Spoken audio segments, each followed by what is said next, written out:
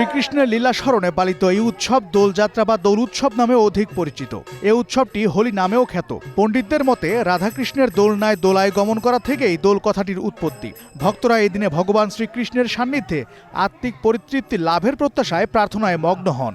ন্যায়ের বিজয়, অন্যায়ের বিনাশ এবং মানব সমাজে ভালোবাসা ও সম্প্রীতির বন্ধন সুদৃঢ় করার আহ্বানই এ উৎসবের মূল বার্তা।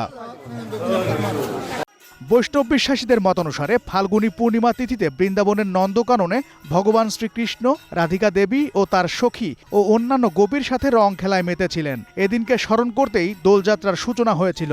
তাই প্রত্যেক বছর ফাগুন মাসের পূর্ণিমা তিথিতে প্রচলিত পঞ্জিকা অনুসারে 14তম রাতের পরবর্তী দিনে উদযাপিত হয় দোল।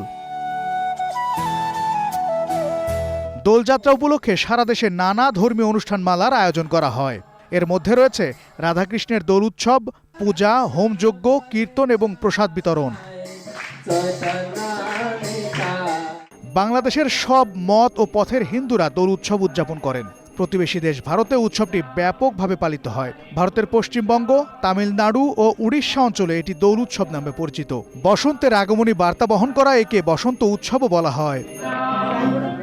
জাফর আহমেদ শিমুল, গ্রিন নিউজ, ঢাকা।